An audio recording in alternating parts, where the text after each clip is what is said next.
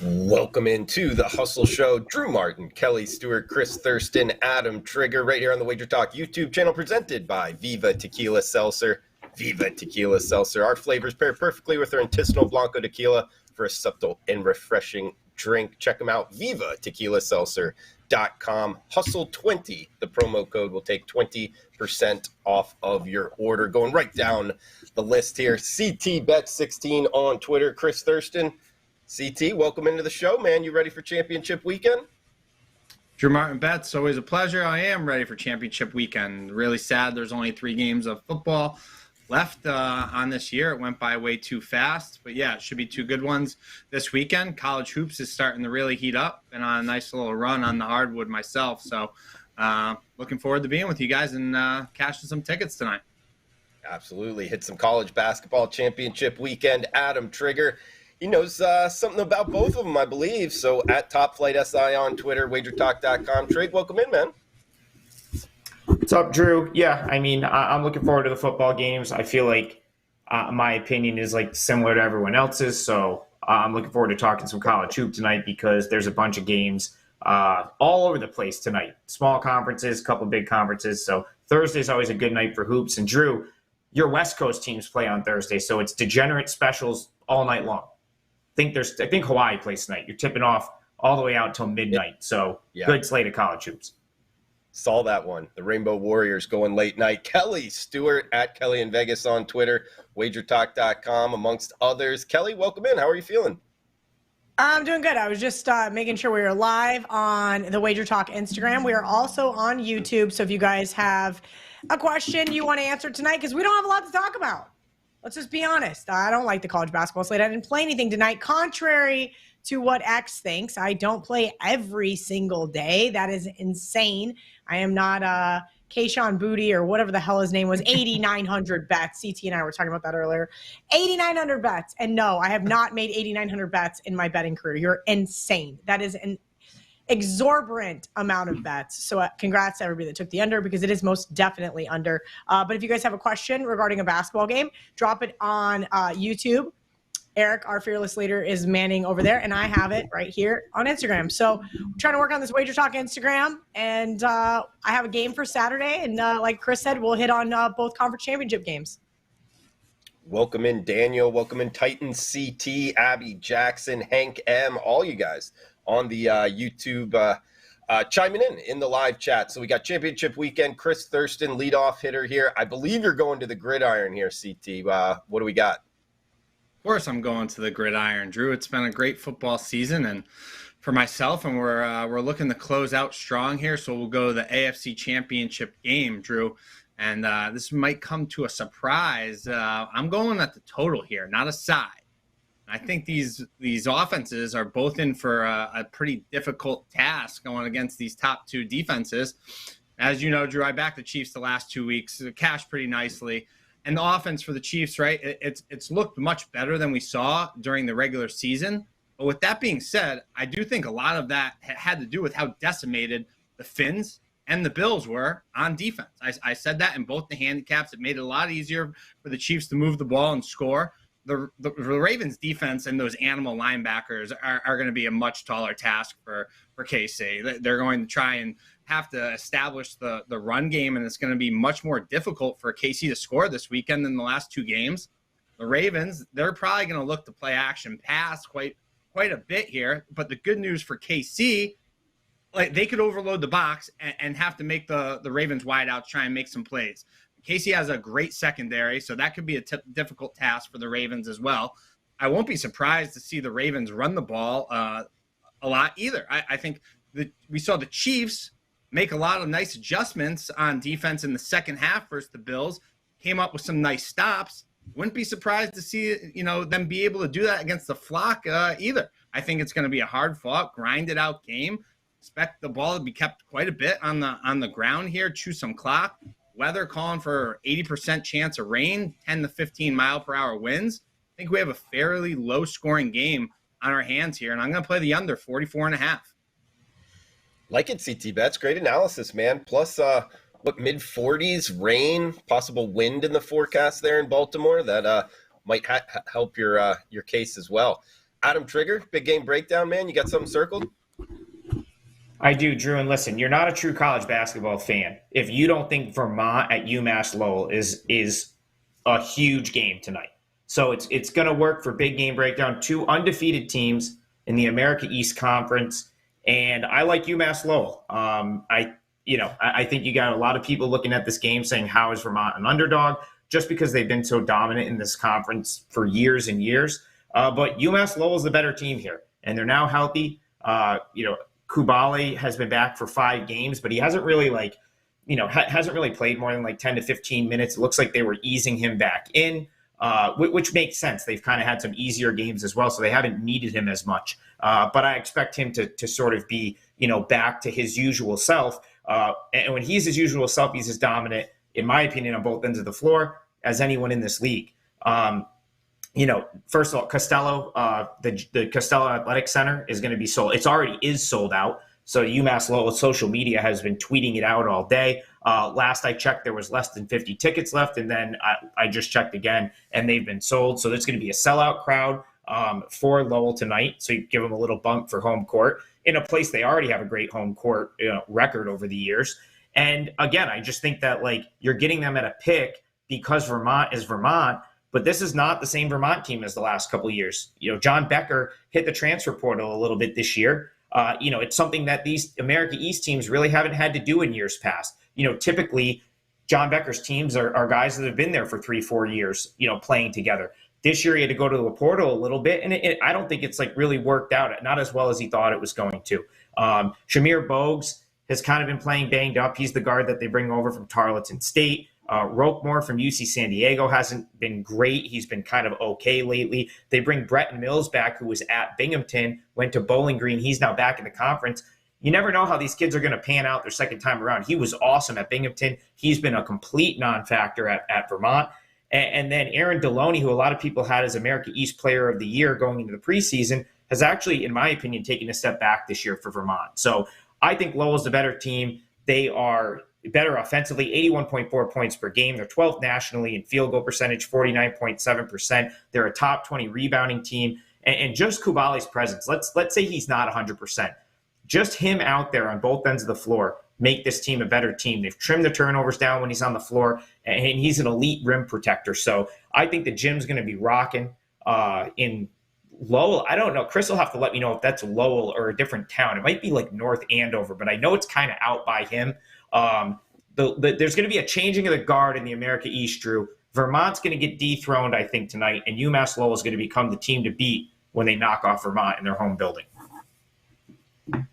All right, Adam Trigger there. Lowell is the town. Lowell is a town. It's an actual shithole, but yeah, it's right next to Andover. It's a complete dump. Yeah, where is parents that? Actually, luckily they'll never watch this, but Amanda's parents grew up in Lowell. Total shithole. Wait, where is it in relation to Swampscott? How close is it to Swampscott? Where is it near 25 minutes. No, it's other direction. It's close to New Hampshire. Oh, okay. All right, because I've never that's someplace. I'll get there at some point. Haven't been there yet, but I will get there at some point. I won't be joining you that one. Any reason it's not one of your favorites, CT?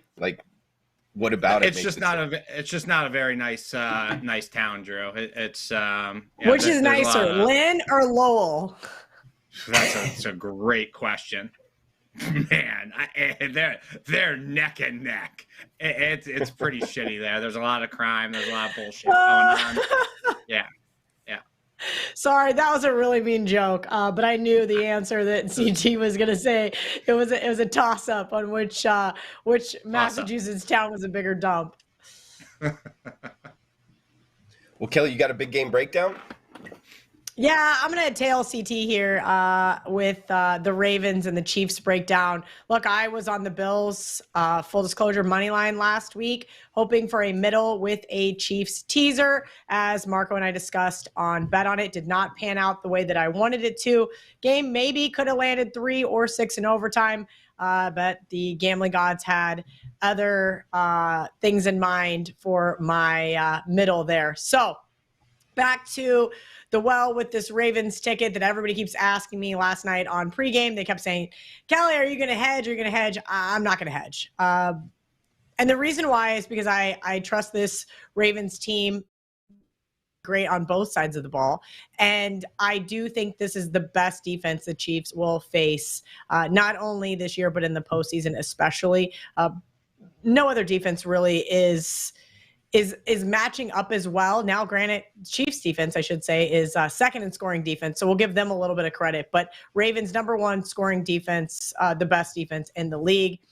Don't hedge. Yes. Landscapers. That's what I used to say on Twitter for landscapers. All jokes aside, I'm debating on if I'm going to double down and lay the 3.5. There are still 3.5s out there on the Wager Talk odds screen.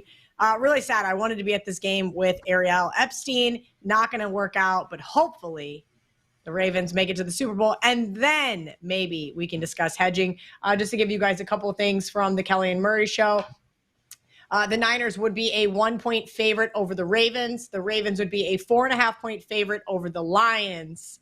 Chiefs would be a 3-point favorite over the Lions, and Niners would be a 2.5-point favorite over the Chiefs. You can actually bet all of those right now at the Superbook if there's something there you like.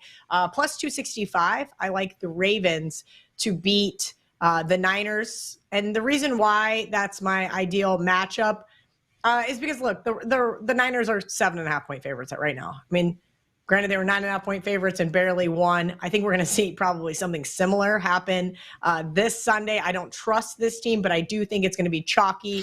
Both one seeds will win. Give me the plus 265 with the Ravens to get the win in the Super Bowl.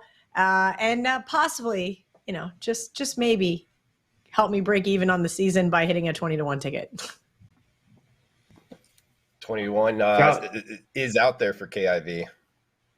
You could always do what Chris does when he has a future and just bets it along the way. So he just puts more on the side that he has. Well, like, I'm not gonna lay $2 on Ravens money line, right? Like, I'm just not. Yeah.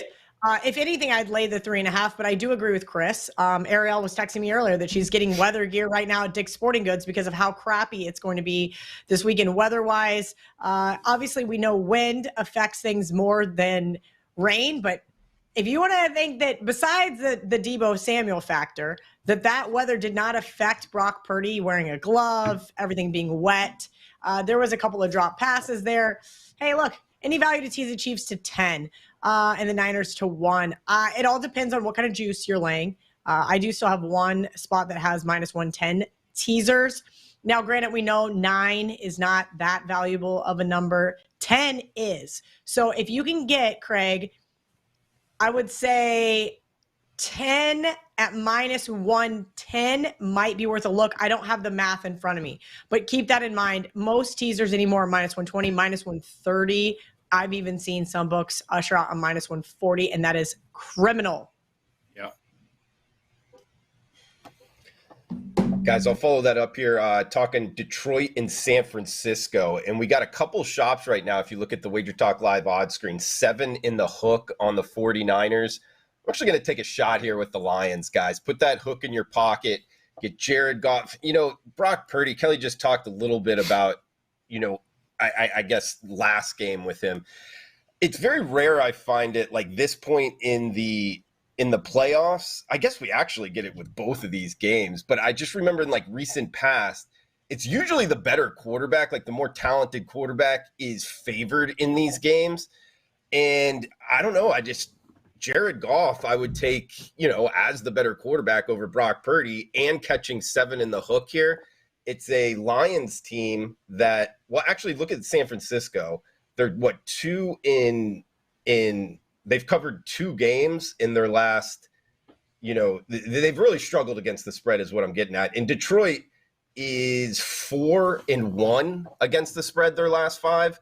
Hey, I think they're a little bit underrated. Nothing crazy here. Big game breakdown. I'm going to go 7 in the hook on the Detroit Lions, guys. We got best bets coming up here for you. The Hustle Show. Chris Thurston, Adam Trigger, Drew Martin, Kelly Stewart. Use the promo code HUSTLE20 at checkout.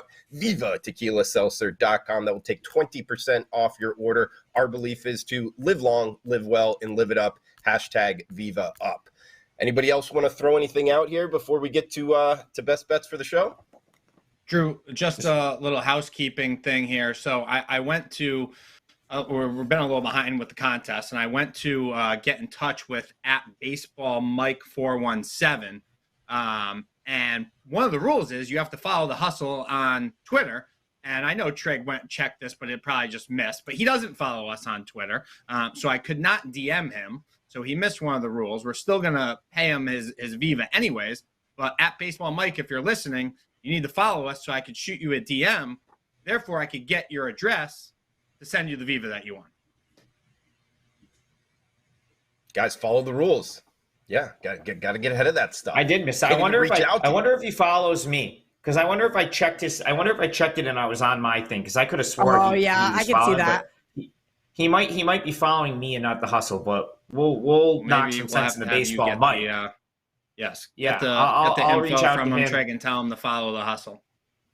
Yeah, and anyone that won last week's, which I forgot we did a contest, so I still have to go through it. If you won, I will be DMing you as well, and we will get you the Viva, because got to get the Viva out. We don't want people waiting on it. This is a serious question. What do you do all week? I have Kelly, I travel the country going to college basketball games, and then I watch college basketball. Got it. Yes. And then I take my dog to the vet 2 hours away. So that's no. I mean, Coco had a specialist that was down the street, 2 hours away. It better be the best vet. Yeah, I don't know which county you live in. So my dog needed an ophthalmologist, and apparently there's only 3 in like the whole state. So you don't want your dog to have vision issues, because apparently they're hard to find. And yeah, they are. We had one in Las Vegas for Grace, and her medication had to be handmade in office. So if I slacked around and forgot to order it took like 4 days to get it in. It was not ideal. Yeah, so I was on wait lists. You couldn't get an appointment till like June or July, and like the place out near Albany called me up, and they were like, "We can get you in at 4 o'clock today." So I just got in the car and went straight down there, because otherwise you're good waiting dog, 3-4 months. You get 1 thumbs up for being a good dog dad. Everything else you're getting thumbs down because you screwed up the Viva contest, and I don't know what else. But yeah, just to answer your question, Kel, what am I supposed to do? There's 362 college basketball teams. How am I supposed to keep track of, like, it's hard enough to keep track of like half of them. Busy guy. And there's not enough hours in the day. Yeah, diving deep into the America East there. Adam Trigger. Pretty cool Elon shirt I'm seeing as well, Trig. We'll, I was throw it down over there to you, on man. Saturday. Final thoughts, best bet for the show. Yeah, so I mean, if anyone, I don't know if any college basketball questions have come in on Instagram. I can knock them out quick. I was at Elon this weekend, Drew. Pretty cool little campus there. Really like kind of nice building. Like looks like a very nice campus. I didn't get there till it was starting to get dark, so I didn't get to look around or anything. But looks like a very nice college campus.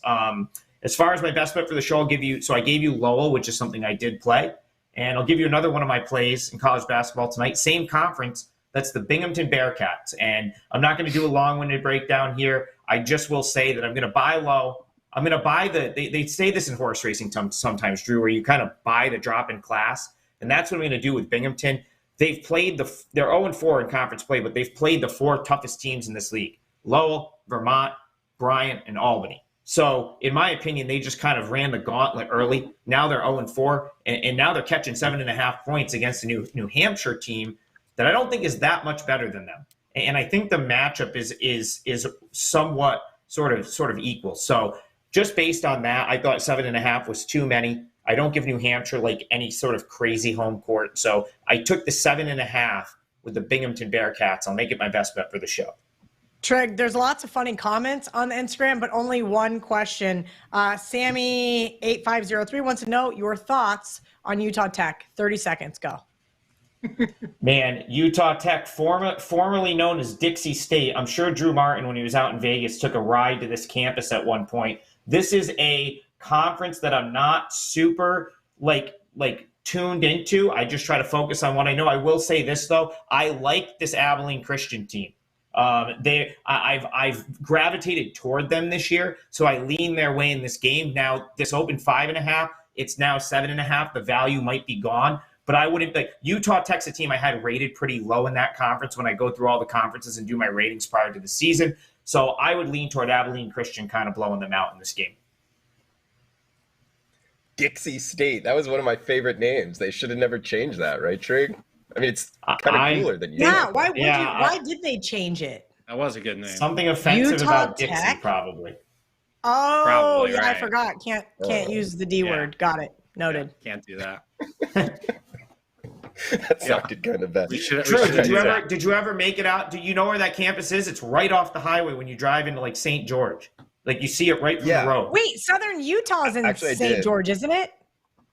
Southern Utah's in Cedar City, I believe. Cedar City, yes. Yes. Dixie State. Oh, now Utah Tech. There's nothing for like 100 miles, but if you go like off one of those random roads, you're like in Jurassic Park at Zion National Park. That's that. Or if you go up a little farther, there's like some great ski resorts. All those little towns just all kind of blend together to me. So you're correct. Cedar City. Thank you, Trig. Drew, beautiful part of the world. Yeah. Go ahead, CT. Sorry, Drew. I got something college hoops related in a conference that I know nothing about, and this is no inside info or anything. I got a text from Quinnipiac University, is in my hometown of Connecticut, Hamden, Connecticut, where my brother and I grew up.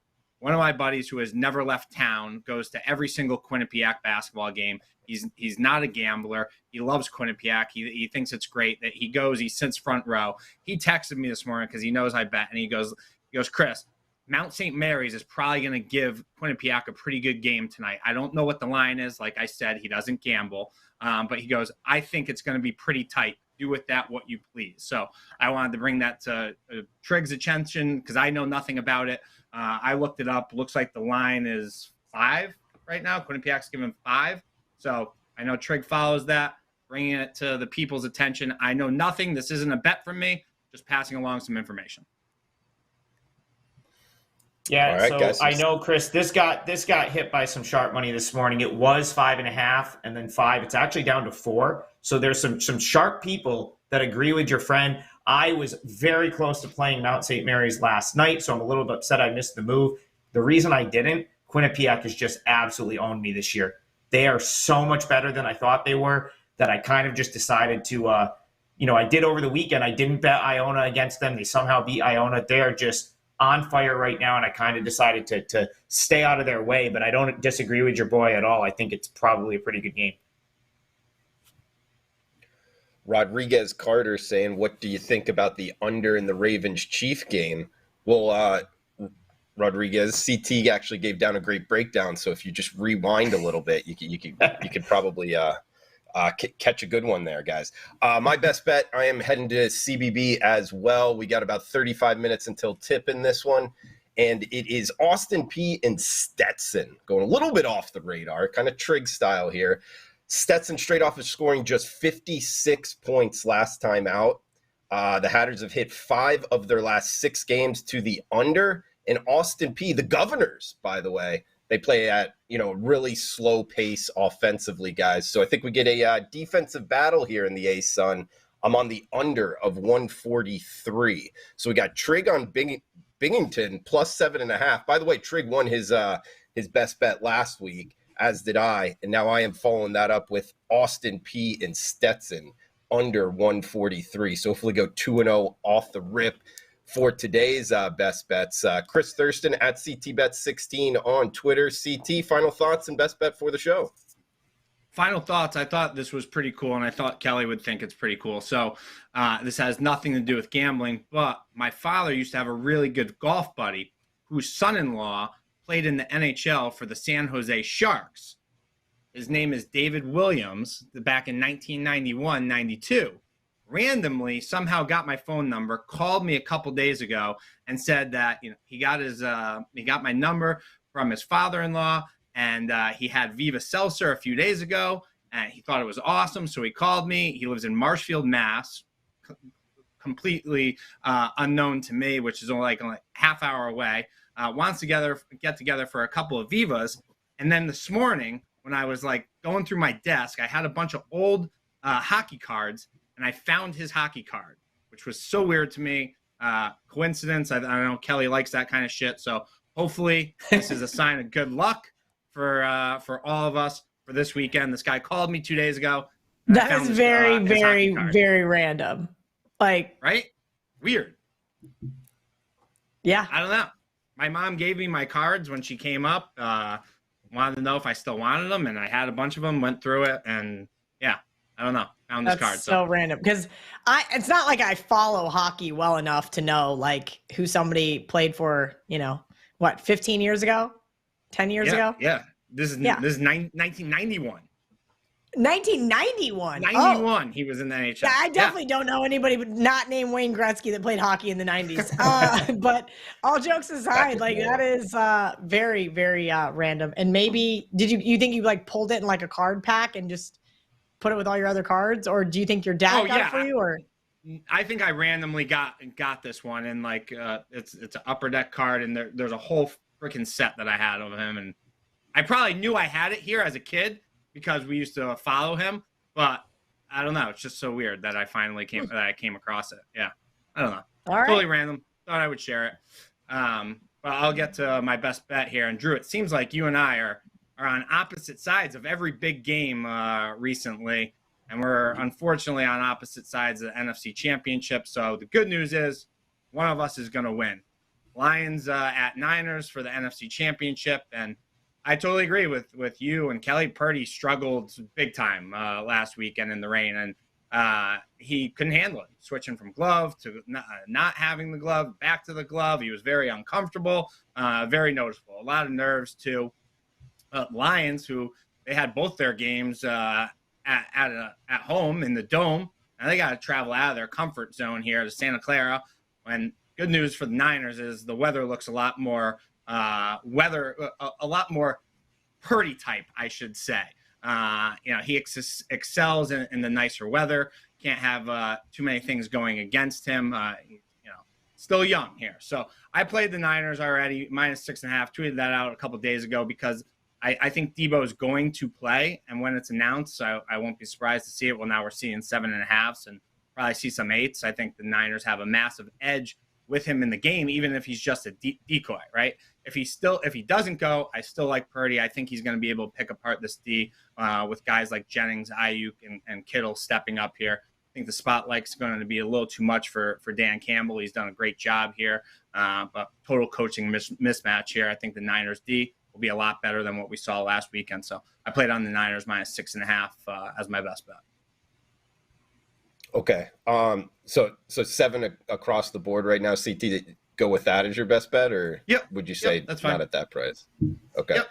49ers -7 for CT. Best bet. Kelly in Vegas on Twitter. Kelly Stewart. What do we got for best bets? Final thoughts? Yeah, I'm going to go to basketball, which the lines aren't out yet, so we're just going to guesstimate. But I agree with Chris. I like the Niners. I obviously was on them last week. Debo being hurt, the glove, the defense. I mean, could it have been more of a frustrating game? And I just wanted them to lose outright, but they didn't. And now it would appear that the Lions are going to be a little overmatched. John Murray told me that line was 9.5 prior to the result that we saw. Detroit's defense basically allowed Baker Mayfield to walk in the back door, did not get the 2-point conversion. Obviously, that was big for some, and then he threw an interception late. But it was one of those final result was not the game we saw, 17-17 late in that one. I want the Lions to be in so bad. Just because of all of my friends in Detroit, I would be so happy for them, but I don't think that's going to be the case. I also do not trust the Niners. So if you have an open teaser option, I think it's a wonderful spot to maybe be able to tease somebody in the Super Bowl if your book allows you to have an open teaser. Best bet, on Saturday, there's a lot of, we'll call them allegations swirling around in Ames, Iowa right now. I don't know if you guys saw the K-State-Iowa State game last night. K-State was gutted last night. BS calls killed my +9, and you did get a killer number, Jonesy. They were down 1 with 4 or 5 minutes left. The foul calls were pretty egregious. The non-foul calls, Dorian Finney has a fat lip this morning, and yet they didn't review that one. Flagrant on David Gasson. I mean, that whole stuff aside, let's put it out the window. Those are not the allegations I'm talking about. They will come to light. And I don't want to spread fake news, so I'm just going to leave it at that. But I got some text earlier. If you watch Jerome Tang when he is talking to TJO after the game, you can kind of see what he's kind of getting at here. Regardless, I like the Kansas Jayhawks headed to Hilton Coliseum. They may get the calls at Hilton, but Kansas gets the calls all the time in the Big 12. And this is a Kansas team Awful loss to West Virginia. Everybody thought they'd bounce back against Cincinnati, myself included. Trig and I were head-to-head on Monday on pregame with that one. I liked Kansas. He liked Cincinnati. It was never really a game. It was never really a chance for KU to cover the big number there. We saw some reverse line movement late, closed 8. KU wins by 5. Maybe they were looking ahead to this one. Probably catching 3, I'm guessing, when this line comes out Friday night. I like the Jayhawks to get the upset, if you will. 3-point shooting is going to be interesting in this one. If they can knock down some threes, I can promise you Iowa State, the worst free throw shooting team in the Big 12, will not be calls once again. So I'm going to take the points here with the Jayhawks. I'm actually going to take, if I can get 3, I'll do half on +3, half on, let's see if they'll march out a +135 maybe for us. Okay, I like the breakdown there, KIV. And the guys, that game's on Saturday, January 27th. So coming up in a couple days, the lines aren't out, but projecting out there, Rock Jock Jayhawk from Kelly Stewart. You know that probably it makes it even that much better of a bet. I mean, a Kansas State alumni going on KU there, it makes me want to fire away, KIV. Yeah, we're gonna see what kind of comes to light here. Do I think anything's going to happen between now and Saturday? No, but anytime there's serious allegations thrown out, people get a little sweaty, and those things get in the back of their mind as opposed to where their focus should be. Iowa State had no business covering that game, as one of the guys in the chat said, but they did, and the calls went completely their way. I think KU can probably beat this team on both sides of the ball, but I need the Jayhawks to get the board. They've got to fight for those offensive rebounds. Otherwise, our bet probably will not make it. Cal, I disagree. I feel like Cincinnati needed to score in like 7 straight possessions to cover that game. I don't know if you watched like the very end. It was 8.5. It went from 6 back to 8, 6 back to 8, and Cincinnati somehow hit like literally converted like 6 straight layups, because I think Kansas got up as much as 12, and since he got it back to 8, and it went like 8-6, and had they not made one of those like shots, the frustration foul was coming for Kansas to win by like 9 or 10. It was kind of like a great, like one of the sweats of the week. If you had like 8.5, you were sitting there like, it was one foul away from Kansas winning that game by 10 probably.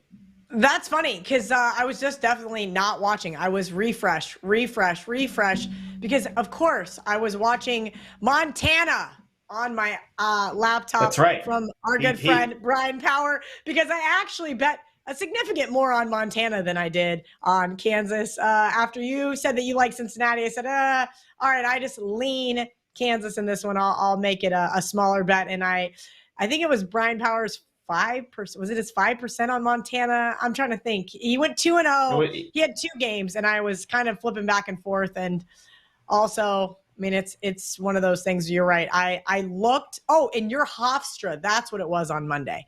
Yeah, I was going back and forth between those two, and I just kept refreshing about every 5 minutes. So that, you're right. You did catch me not actually watching the game. It was funny last night. I actually have to do that. That might be because I have ADD that no one ever diagnosed, but I can't have, like, Chris will watch 5 screens at the same time and somehow know what's going on. I need like 1 screen, maybe 2, and then phone. I cannot watch 3 games at once. I get nothing out of it. It's got to be 1 screen, potentially 2 at the most. And I got to be like focused and locked in. The rest of the stuff's got to be refreshing scores. That's funny. Yeah, I mean, refreshing scores is great. I'm not complaining about the free score app, but sometimes it does freeze or sometimes it glitches. Like, so I was watching the Alabama game last night. I'm like, oh my God, that counted. That counted. Oh my God, that counted. Like, I was like physically ill because obviously I laid the bad number with Alabama because I bet it late. And everybody on Twitter was like, it didn't count. It didn't count. And I'm like, it totally counted. I know it. I know what's going to happen. I know exactly how this game ends. And it didn't count. I'll take it. Score app said final, and I didn't believe them. I'm like, how far behind is my TV on YouTube TV? And the score app is saying final, but is it really final? Because I don't know if it's final. Like, it was painful. YouTube TV is always, that's a huge delay. It is. And you know what, though? Like, it's so great, though, for so many other things other than watching sports. Yeah. My dad thinks I'm like Nostradamus whenever we watch the game together because he doesn't realize how far they are on a delay. And Chris will tell you, I had the Bills money line, and my dad was cheering for the Chiefs, and I was getting a little pissed off because he's not a Chiefs fan. And I'm sitting there in the lazy boy, and after the DeMar Hamlin play, I just about lost it. I was like, all right, I'm going, and I just I shut the door. I was like, you, Brett, watch the game. I'm done. I don't want to watch the game with you guys anymore. And I shut the door, and of course, I see the missed field goal on my phone before I heard them say it. And I was like, just really pissed off. And he goes, oh, I missed it. He goes, you knew he was going to miss that? To like mess with people. I do it to Brett too, where I'm like, refresh, like as fast as I humanly possibly can. Because I'm like, I cannot wait 13 more seconds to find out if they make it or not. Like, I need to know right now. It is annoying as shit. Yeah, want to know what I do when people come over to watch the game? I'm at no joke. I make them leave their phone, like a big game that I have huge. Leave your phone in the kitchen, or you cannot watch it with me. And I leave mine set off to the side. Don't look at it because I know it's such a delay, and I don't want anybody texting me. I don't want to see anything. I want to pretend that I'm watching it live. So I don't give a fuck that it already happened. I need to watch it and not know anything else. I couldn't agree more. That was well said, CT. Especially like if you're doing like a live show or something and the other person is ahead of you, it's like, oh my gosh, yep. This is so annoying. That's funny you say that because for some reason I was doing a live show with the Go Power Cat guys for the Pop-Tart Bowl, and my hotel room TV was 50, and I don't even think they had YouTube TV, was 15 seconds ahead. So I saw that Avery Johnson scored the touchdown. I'm like, let's go. Like in the background, they're all just sitting there like, you guys are like, what is she freaking out? And then they saw it and they're like, are you just going to ruin every play for us? I'm like, I'm sorry, I'm just at a hotel room. I didn't know like that I was that far ahead of you guys. It used to be fun too when I was on NBA TV and we had the live version of the game coming into us. And I also had the different phone apps because I think at the time we were using like FanDuel or DraftKings as our live betting sponsor. And so I knew if the basket was made before we could see it. And it would be the funniest thing. And everybody's like, I hate you so much. Why are you ruining it? I'm like, I'm just doing my job reporting the live betting. Yeah, it's kind of a tricky thing there. But Kelly, I guess getting back to the best bet, Kansas plus the points. I guess are you cool just going with whatever the closing line is at the West State? Well, let's just figure out what it is. Tomorrow. Hey, look, if it's 2.5 or better, I'll take it. Okay. I don't know what the opener is going to be. Ken Palm says 4, which is what I said before we started the show. And I told you guys what the allegations were. I was like, I'm thinking the game's going to be 4. Look at Ken Palm. Ken Palm is pretty accurate, but I don't think that 4 is going to be around for long. Let's leave it at that. For what it's worth, I've noticed like this year in particular, they're going off of Ken Palm a little bit. Like the openers in college basketball, particularly on the totals. I don't know that he's setting the market like he had in the last couple years, I feel. I don't know. Well, and the other thing that sucks is, and I didn't complain, but I previously the last 2 years paid for Ken Palm Plus, and it just magically went away. And I really liked being able to manipulate the data between home and road, conference and non-conference, or you could exclude one game. Like, let's say that there was a game that was historically really good for a team or historically really bad. Like they shot 33% or something terrible. Or they shot 48% from 3. Like you can exclude those from your overall data points so that you can throw out those outliers, if you will. That's how I like to look at data. Like, okay, what goes along the trend line? Oh, why is this game way over here? Well, that's because, some guy had a historic night and knocked down, 15 to 18 3-pointers or something crazy. And you don't want to use that for your argument. Well said. Kelly Stewart. I am Drew Martin, Adam Trigger, Chris Thurston. Guys, follow at the Hustle Show Pod on Twitter. And that does it for the show. So thanks for chiming in. Huge shout out to the comments below. And best bets in the book. Go check out Viva Tequila Seltzer, vivatequilaseltzer.com. Hustle20 at checkout, guys. That's the promo code. Takes 20% off your order. Our belief is to live long, live well, and live it up. #Viva Up. VivaTequilaSeltzer.com. Promo code HUSTLE20 at checkout. That does it for the show. Smash that like button. Thanks for tuning in.